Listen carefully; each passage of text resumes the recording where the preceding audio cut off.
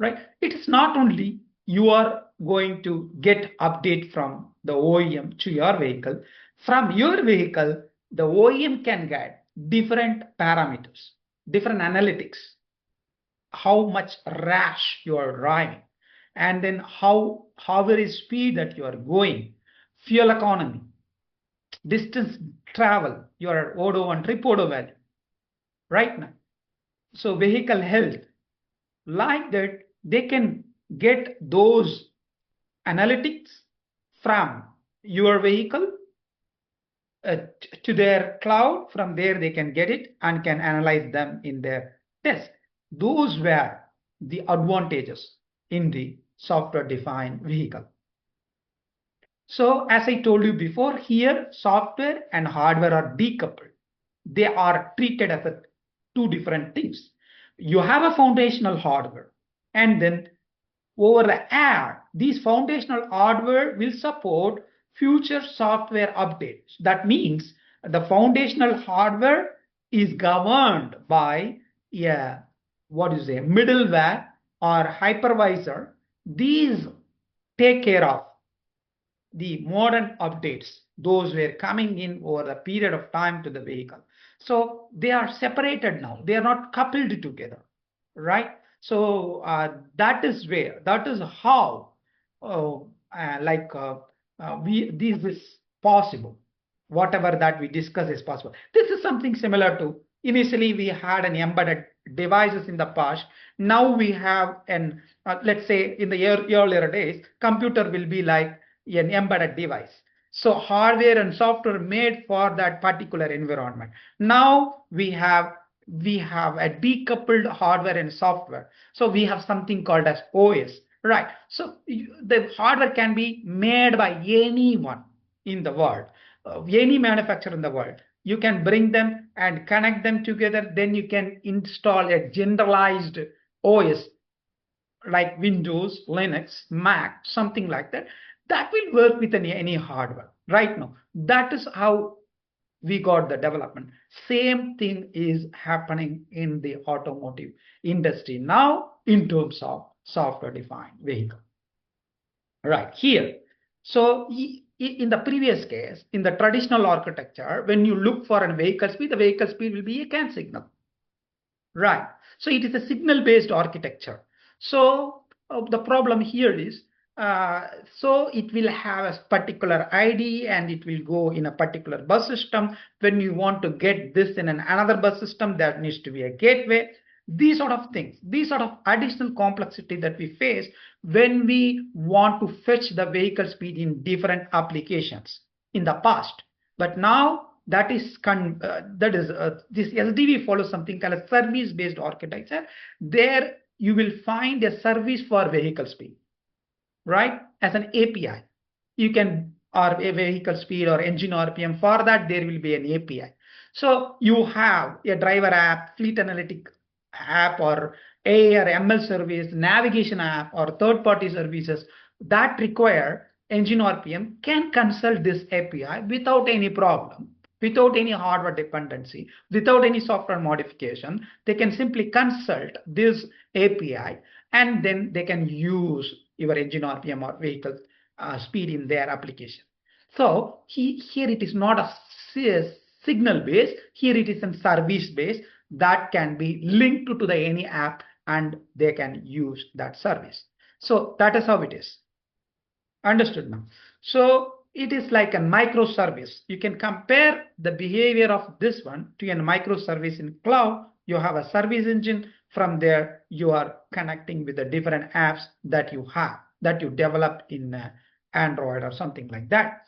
So advantage, so loose coupling, scalability, reusability, security, and flexibility. These are the advantage when you decouple, when you bring a service-based communication.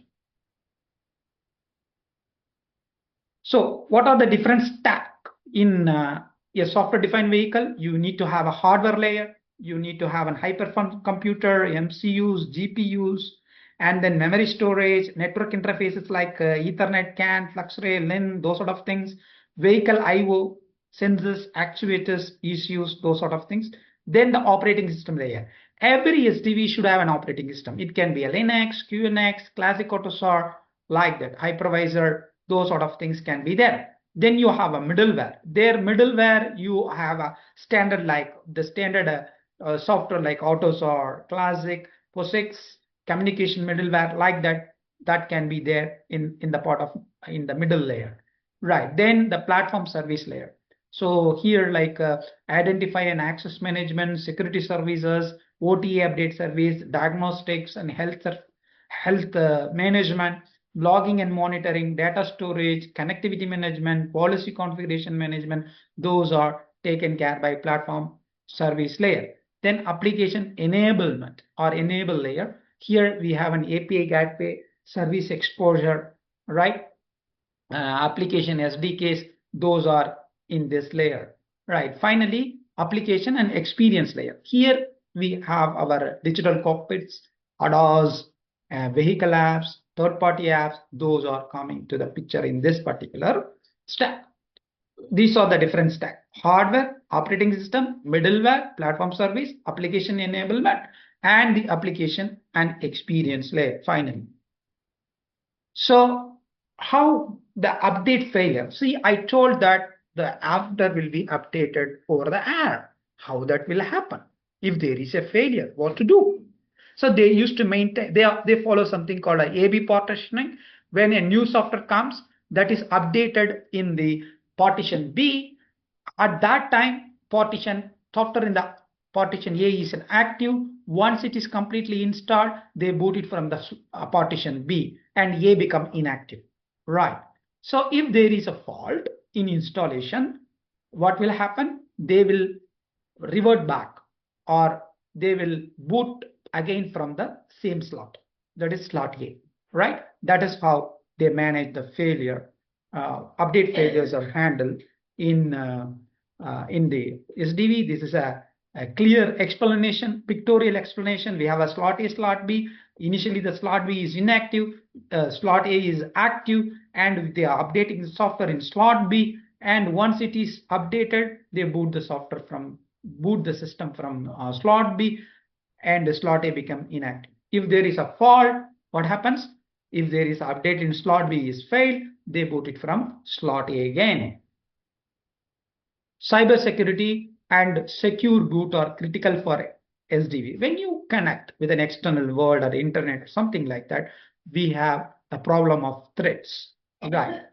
Somebody can come up with a malware.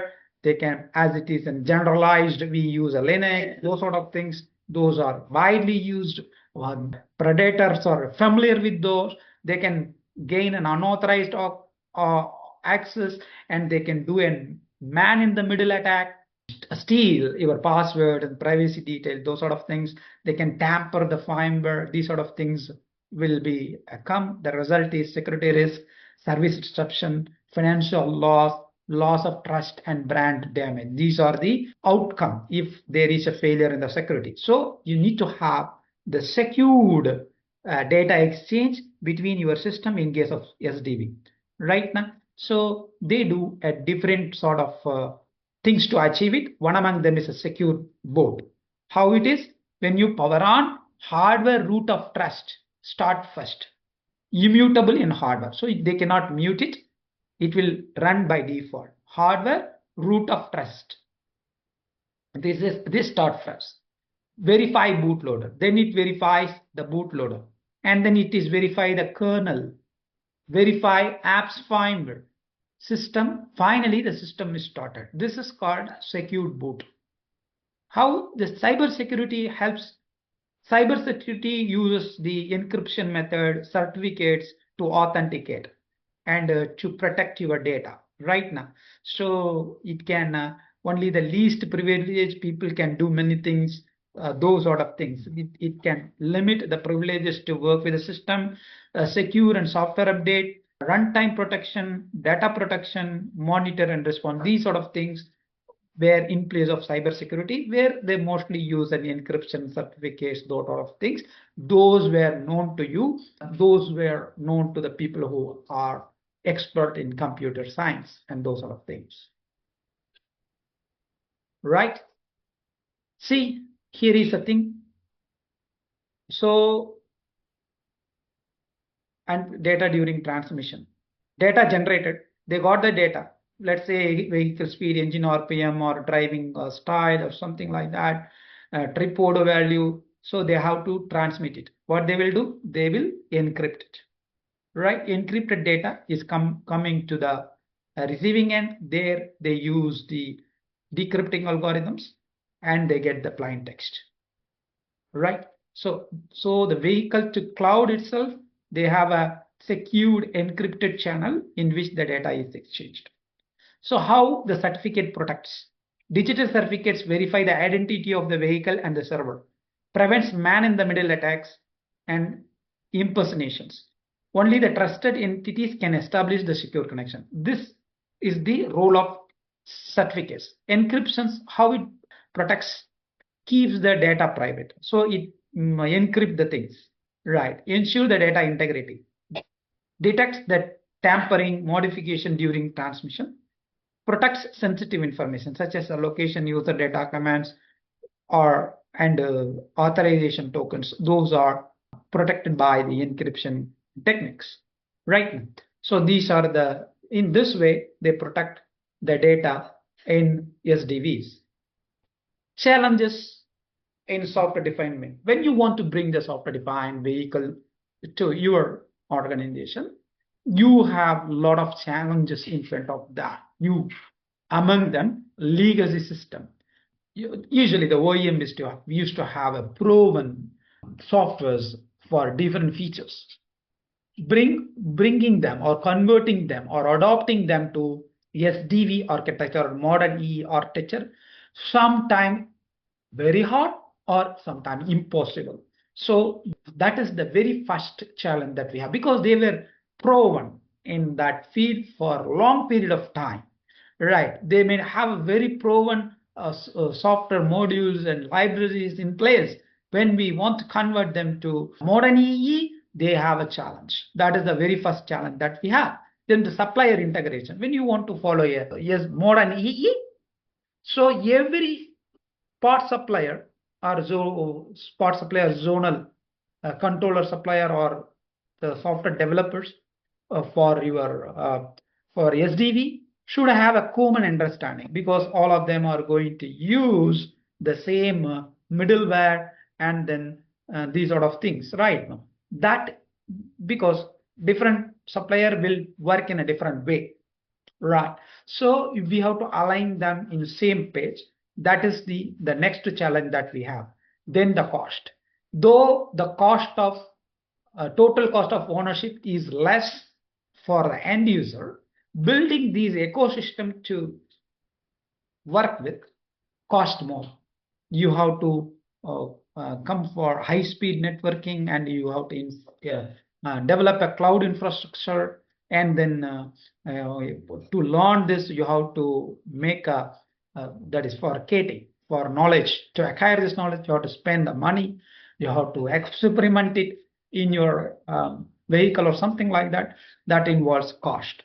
Then the safety, as this is a system which is going to connect with an external world, that should be a secured one. For that, for security, we have to spend a lot.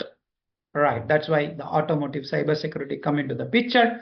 Right. That is, these are the four major challenges. There are many. These are the four major challenges that we have to face when we adopt for SDV. Okay, team. I believe I have given you entire SDV in a single nutshell. Very key points, important things to know about the SDV. I hope you got a very great clarity on SDV now. Let us explore further about SDV in upcoming session. Thank you. Thank you for watching.